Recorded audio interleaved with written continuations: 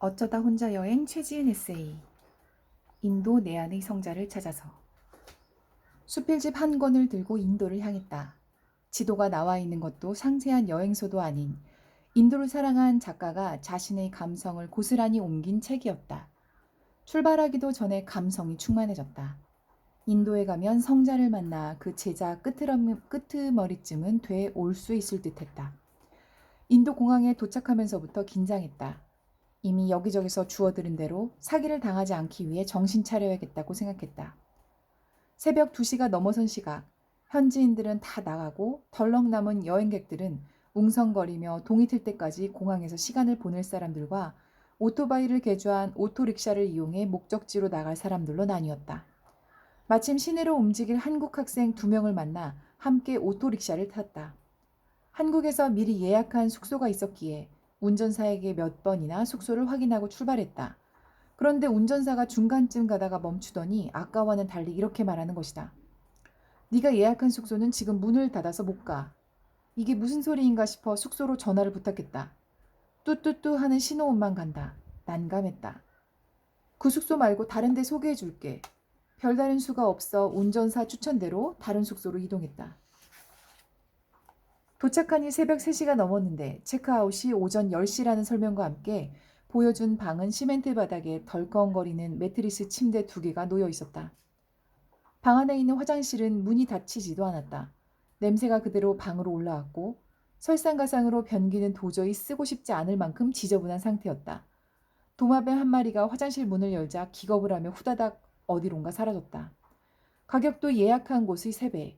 이 깜깜한 밤에 아는 곳도 없으니 울며 겨자 먹기로 알았다고 했다. 다음날 원래 내가 예약한 숙소에 가서 이 이야기를 하자 숙소 주인이 아무렇지 않게 말했다. 이곳은 24시간 내내 열려 있어. 그리고 어제 전화도 오지 않았어. 너 사기당한 거야. 그래도 그나마 다행이네. 어떤 여행객은 음료수에 수면제가 타져 있는 줄 모르고 마셨다가 모든 귀중품을 다 잃고 우리 숙소에 온 적도 있어. 인도의 첫날은 감성 충만한 환상의 세계가 와장창 깨지는 순간이었다. 그래, 더 큰일이 나지 않은 게 천만다행이었다. 첫날의 경험은 내가 좀 더 뻔뻔하고 꼼꼼한 여행자가 될 수 있도록 해줬다. 물론 이후에도 지폐를 주자 거스름돈이 없다며 1시간 넘게 기다리게 한 역의 역무원부터 뱃값을 미리 받아 챙겨 기어이 2배의 가격을 받아낸 강가의 호객꾼까지 귀여운 사기들은 줄을 이었다. 어디 사기뿐인가? 인도에서의 생활은 정말 생각지도 못한 일들의 연속이었다. 하루는 기차역에서 생수를 사서 마시고는 잠시 왼쪽 바닥에 놓고 짐을 찾고 있었다. 그런데 지나가던 허름한 행색의 노인이 옆에 앉더니 내 물을 아무렇지 않게 마셨다. 나는 당황한 채 말했다. 그거 제 물인데요? 그러자 노인은 정말 이상한 질문이라는 표정으로 날 보며 이렇게 말하는 게 아닌가. 이게 내 물인지 어떻게 알아? 노인의 말에 나는 허탈한 마음이 들었다. 그렇지. 내가 돈 주고 샀지만 이게 어떻게 내 물인가. 이런 생각을 하며 노인을 잠시 바라보았다. 노인은 부스스한 회색 머리에 흰색 수염이 반 이상 듬성듬성 난 회색빛이 도는 얼굴을 가지고 있었다. 흰색과 분홍이 섞인 가루나 물감 같은 걸로 전무늬를 그려놓은 이마에는 깊은 주름이 패여 있었다. 그러는 동안 노인이 물을 한 번 더 벌컥벌컥 마시고는 선심 쓰듯 내게 건넸다. 받아먹기도 우스워 손사래를 쳤다. 찝찝해서라기보다 이게 내 건지 어떻게 알아? 라는 질문이 계속 신경 쓰였다. 일상에서 내 것이라고 우기는 것들이 진짜 내 것인가? 질문은 꼬리에 꼬리를 물었다. 참 이상했다. 이렇게 가끔은 생각지도 못했던 길에서의 만남 속에서 근본적인 질문을 받기도 한다. 한 번은 인도인들의 휴양지 다람살라에서 알게 된 라젠드라의 델리집에서 라젠드라 가족과 저녁을 먹게 됐다. 그런데 그 옆에 아무 말 없이 도와주는 어린 소녀가 있었다. 아무리 많아봤자 12살 정도로 보였다. 저 친구는 누구야? 내 질문에 라젠드라 여동생이 답했다. 우리 집 노예야. 노예라니. 충격적이었다. 물론 영어 단어가 능숙지 못해 노예라는 단어를 썼을 수도 있지만 그럼에도 저렇게 어린아이에게 일을 시킨다는 것이 당혹스러웠다. 저녁 식사를 마치고 라젠드라 가족의 자고 가라는 호의를 뒤로 한 채 나는 숙소로 향했다. 라젠드라 가족은 숙소까지 나를 태워다 주겠다고 했다. 나는 차를 타고 가며 지나가는 말로 인도식 프라이팬 따바를 사고 싶다고 말했다. 그러자 생각지도 못한 답이 돌아왔다. 진짜 따바는 불가촉 천민들이 만들고 있으니 그들이 사는 곳에 가서 사야 해. 그러고는 곧바로 불가촉 천민들이 사는 곳으로 운전을 해갔다. 도착한 곳에는 작은 캠핑용 텐트 같은 천막들이 쳐져 있었는데 차가 지나가며 속도를 낮추니 천막 안에서 검정천을 머리에 뒤집어 쓴 아주머니가 나왔다. 나는 차에서 내려 자세히 살펴보고 싶었다.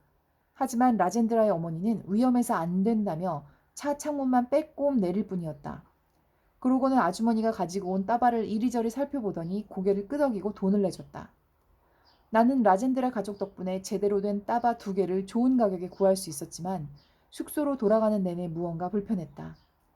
노예라는 단어와 접촉해서는 안 되는 족속이라 해서 불가촉 천민으로 치부된 사람들을 차창 너머로 바라봤던 시간이 묘하게 느껴졌다.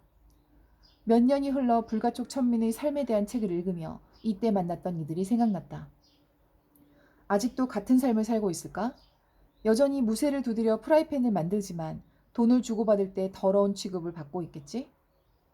그날 이후로 문외한이었던 계급사회와 자본주의, 인권에 대해 관심을 갖게 된 건 여행을 통한 나의 변화 중 하나였다. 계급이 없는 사회에 살고 있지만 한국에서 알게 모르게 계급을 정하는 건 자본이다. 자본이 부족하면 삶이 불편한 건 사실이다. 여행은 의도적 불편함을 겪는다. 그 불편함에 익숙해지다 보면 사는데 그다지 꼭 필요한 물건이 없다는 것을 깨닫게 되고 물건이 적을수록 정신적, 육체적 가벼움을 경험하게 된다. 길 위를 걷다 보면 짐, 즉 가진 것이 많은 사람이 전혀 부럽지 않다. 여행에서는 얼마나 많이 배웠고 얼마나 좋은 학교를 나왔는지가 중요하지 않았다. 만나는 사람들과 10분만 이야기해보면 대충 그 사람의 깊이와 삶의 연륜을 느낄 수 있다.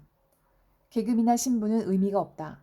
물론 돈이 얼마나 있느냐는 다소 영향을 미칠 수 있을지도 모르겠다. 먹고 자는 수준을 선택할 수 있는 폭이 넓어지니까. 하지만 결국 큰 차이가 없음을 알게 된다. 한국에 돌아오고 각종 언론 매체에 등장하는 부귀와 빈곤, 돈의 유무에 따라 갈리는 차별을 경험하거나 듣게 되면 또다시 일상의 다람쥐 쳇바퀴에 들어가고 있음이 느껴진다. 물론 나는 돈이 좋다. 하고 싶은 것을 스스럼 없이 할 수 있는 자유를 주니까.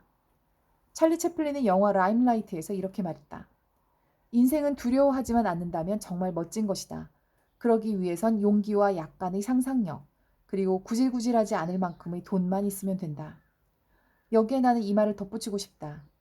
인생은 차별에 대한 두려움을 극복한다면 정말 멋진 것이다. 그 차별에 대한 두려움은 비교와 평가로 점철된다. 내가 괜찮으면 된다. 내 스스로를 사랑과 인정으로 채워나가면 차별에 대한 두려움은 아무것도 아니게 된다. 이는 1000일이 넘는 시간 동안 한국과 타국을 넘나들며 삶에 통달한 듯한 사람, 삶에 찌든 사람, 또 다른 시각을 지닌 사람들 등을 만나고 때론 인터뷰를 통해 깊이 있는 질문을 주고받으며 자연스럽게 알게 된 결과다. 딱히 성자를 만나고 싶어서는 아니었지만 인도에서 성스러움에 대한 경험을 기대했던 것이 사실이다. 간혹 성자라고 추앙받는 사람을 만나기도 그 무리에 있어 보기도 했지만 가장 성스러움을 경험한 것은 길에서 만난 사람들 덕분이었다. Are you okay? 너 괜찮니? 라는 말과 함께 관심과 사랑을 주고받았던 사람들 말이다. 나는 성자 끄트머리에도 가지 못했지만 지금까지의 삶을 돌아보고 앞으로의 삶을 살아가는데 이 여행이 새로운 힘을 줬다. 숱한 사기를 당했지만 그 사기를 대하는 태도를 선택하는 여유를 가질 수 있었고 자본주의 사회에서 당당하게 내 깜냥대로 사는 법을 터득할 수 있었다. 더 큰 수확은 매일같이 나를 들여다보는 질문은 하나씩은 얻게 됐다는 것이다. 오늘도 이 여행에서 얻은 여러 질문 가운데 하나를 나에게 던져본다. Are you happy now? 지금 행복하니?